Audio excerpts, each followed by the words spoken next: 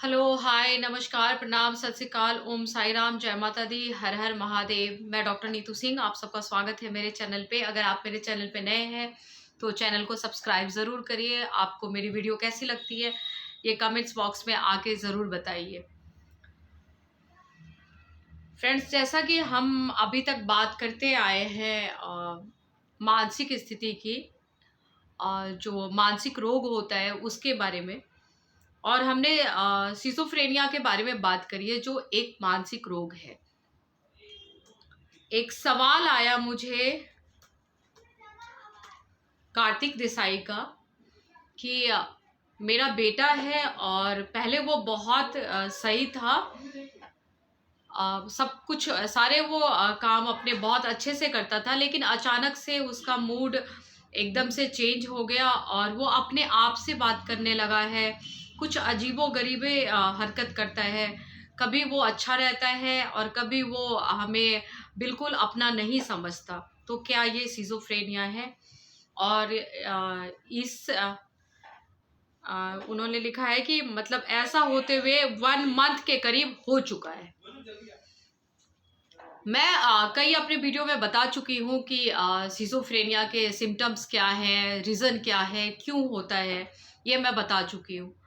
तो मैं कार्तिक जी बताना चाहूँगी और आप सब के लिए, क्योंकि जैसे ये क्वेश्चन आया है तो मैं अब कोशिश करूँगी कि जो मेरे पास में जो ईमेल आते हैं, जो मेल पे क्वेश्चंस होते हैं, तो वो मैं आप सबसे शेयर करूँ और उससे आपको भी लाभ हो और जो उसके सॉल्यूशन है मैं आपको बताऊँ।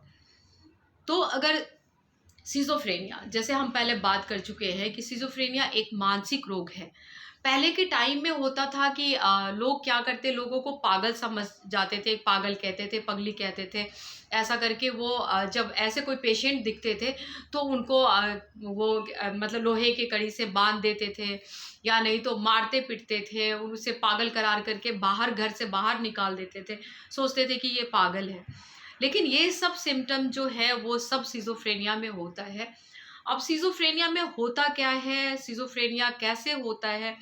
तो ये किसी नॉर्मल व्यक्ति में भी जो बहुत हैप्पी में रहता है या जो बहुत अच्छे अपने काम अच्छे तरीके से काम करता है, अचानक उसे भी ये प्रॉब्लम हो सकती है। सिज़ोफ्रेनिया ये नहीं कि अमीर में नहीं होती, गरीब में नहीं होती, ये किसी में भी हो सकता है।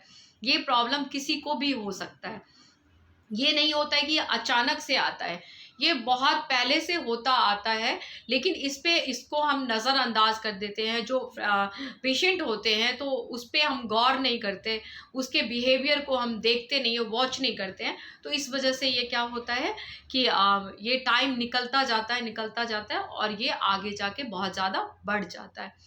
अब जैसे कि इन्होंने बताया कि वो मतलब बहुत अजीबो-गरीब हरकत करता है।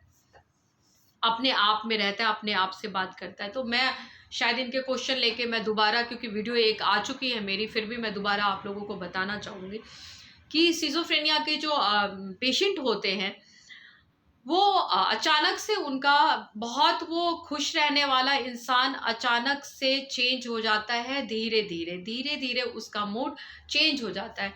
अब मूड कैसा हो जाता है, वो ना तो कुछ बहुत हैप्पीएस्ट रहता है, ना कोई सैड रहता है। वो बहुत नॉर्मल रहता है, ना तो वो सैड में रिएक्ट करेगा, ना तो वो हैप्पीनेस में रिएक्ट करेगा। वो अपने आप में रहेगा, उसको जैसा मूड होगा, जिस तरीके से वो करना चाहेगा, वो अपने मूड को उस तरीके से स्विंग कर लेता है।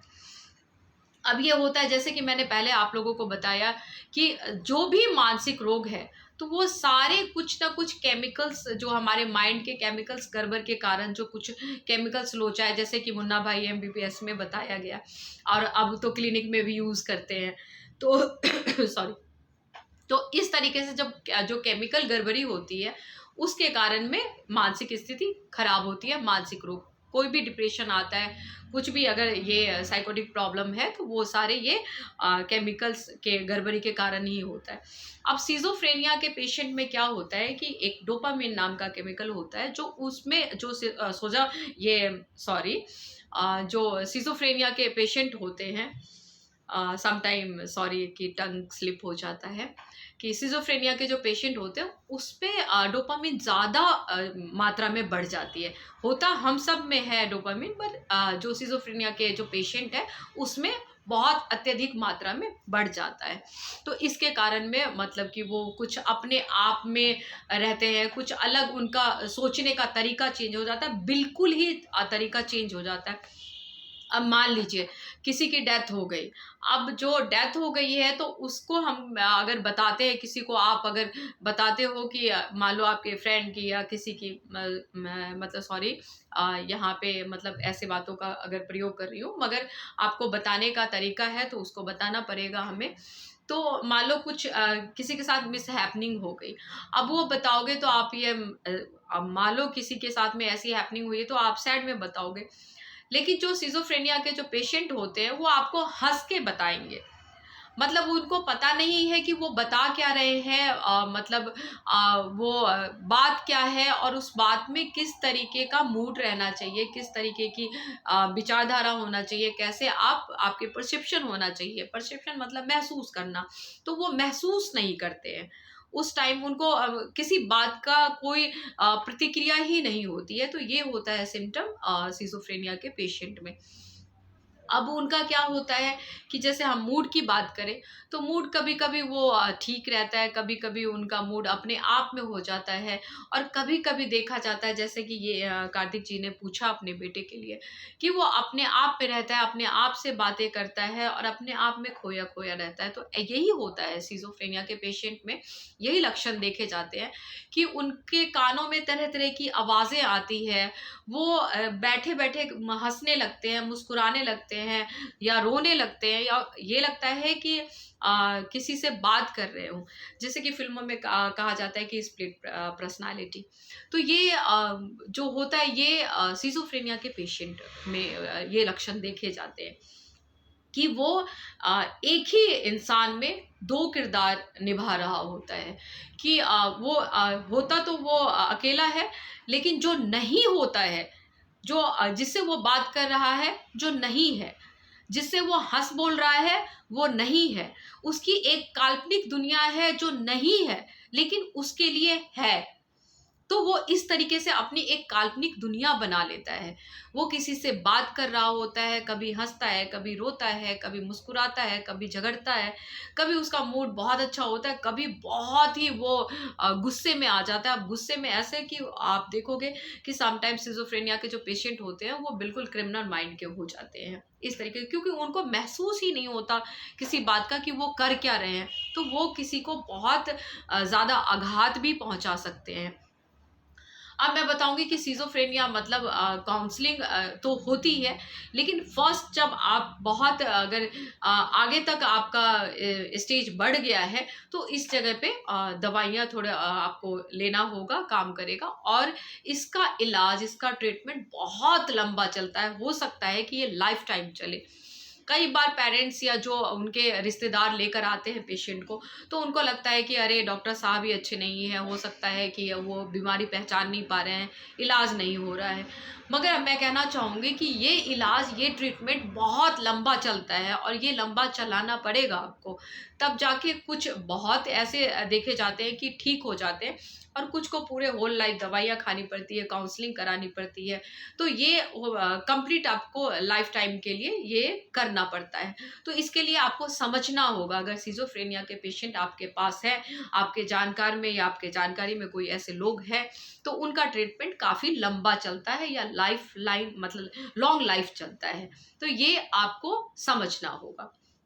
दूसरी बात कि वो महसूस करना बिल्कुल किसी भी जो आपके मतलब दिनचर्या है, या कोई काम हो रहा है, या कुछ हैपनिंग हो रही है, कोई बात है, तो उसमें उनका महसूस करना बिल्कुल बंद हो जाता है।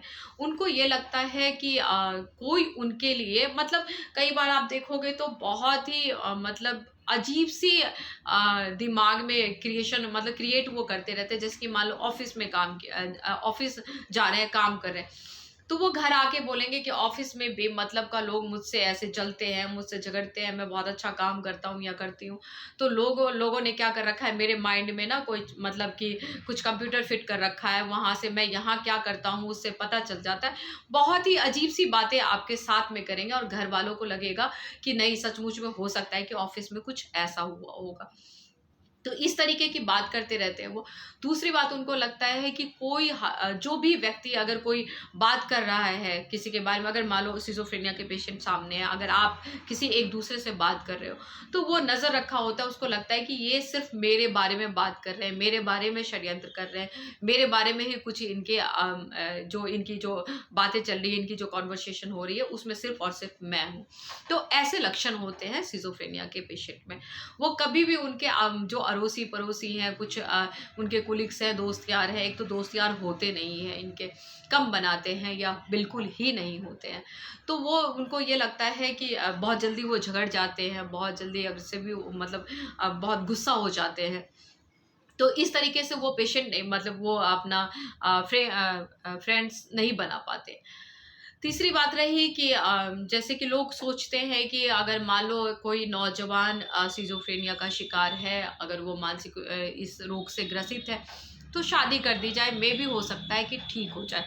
ऐसा लोग सोचते हैं, इस तरीके की के पेरेंट्स के बीच में ऐसी बातें होती है। जो मेरे पास पेशेंट आते हैं, तो उनके पेरेंट्स कई बार पूछते हैं कि अगर हम शादी कर दें तो क्या ये ठीक हो जाएगा? मेबी हो सकता है कि लाइफ में कुछ चेंजेस होंगे, कुछ हैप्पीनेस आएगा तो चेंज हो जाएगा। मैं कहना चाहूँगी कि ऐसे पेशेंट की शादी नहीं करनी चाहिए, क्योंकि आप एक की तो लाइफ स्पॉइल्ड है ही, आप दूसरे की भी कर दोगे। क्योंकि यहाँ पे हो सकता है कि और ज़्यादा खराब हो सकता है। तो इस जगह पे आप शादी की अगर पेशेंट समझते हो कि अगर सिज़ोफ्रेनिया का शिकार है, तो यहाँ पे ज़रूरी नहीं है कि आप उनकी शादी करो, आप उनका ट्रीटमेंट करवाओ, उनका इलाज करवाओ, उनका लॉन्ग टाइम इलाज करो, उनका साथ दो। अगर आप पेरेंट्स हो, माता-पिता हो, भाई-बहन हो, दोस्त यार हो, कोई भी हो, तो उनका साथ अगर दे सकते हो तो साथ दो, उनकी काउंसलिंग करवाओ, उनको डॉक्टर के पास ले जाओ, उनको दवाइयाँ दो। ये ज़्यादा ज़रूरी है। ये ज़रूरी नहीं है कि शादी करके आप 2 लाइफ़ को, एक लाइफ़ तो चली रही है ऐसी, दूसरी लाइफ़ को भी आप खराब करें। तो इस तरीके की आप दिमाग में कोई बातें ना लाएँ, शादी